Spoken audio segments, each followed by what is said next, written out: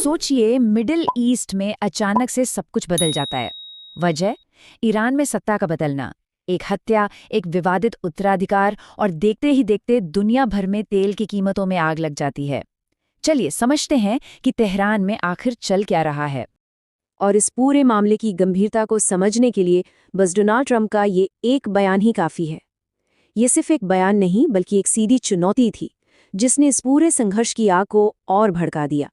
तो सवाल ये है कि ये संकट आखिर शुरू कैसे हुआ, इसकी जड़ क्या है। देखिए, सब कुछ शुरू हुआ ईरान के सुप्रीम लीडर की हत्या से, और उसके ठीक बाद आनन फानन में उनके बेटे को सत्ता सौंप दी गई। एक ऐसा कदम जिसने पूरे क्षेत्र को अस्थिरता की आग में झोंक दिया।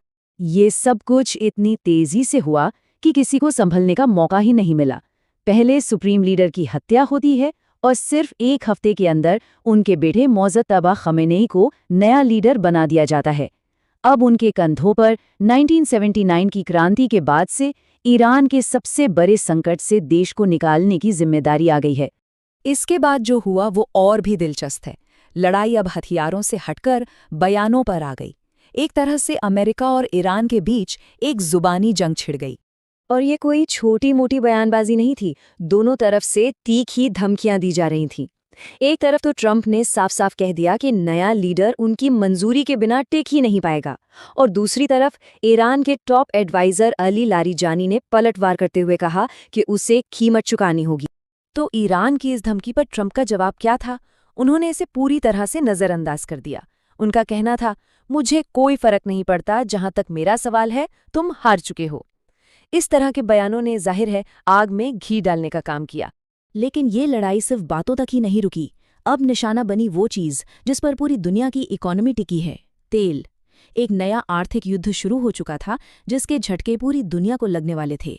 हुआ ये कि ईरान ने अमेरिका और इजराइल पर दबाव बनाने के लिए उनके साथी देशों यानी कतर और सऊदी अरब में तेल ठिकानों पर हमला किया। तो फिर जवाब तो आना ही था।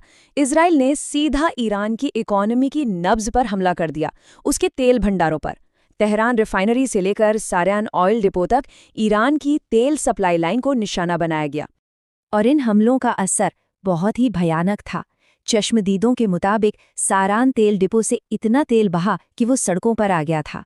ये मंजर दिखाता है कि ईरान को कितना बड़ा आर्थिक झटका लगा और वहाँ कैसी अफरा तफरी मच गई। अब आगे बढ़ने से पहले एक टर्म को समझना जरूरी है, फोर्स मेजर। ये एक लीगल टर्म है जिसका सीधा सा मतलब है कि अगर कोई ऐसी घटना हो जाए जो किसी के कंट्रोल में न हो, जैसे कि जंग या कोई कुदरती आफत, तो कंपनियां अपने कॉन्ट्रैक्ट्स को पूरा करने की जिम्मेदारी से बच सकती हैं।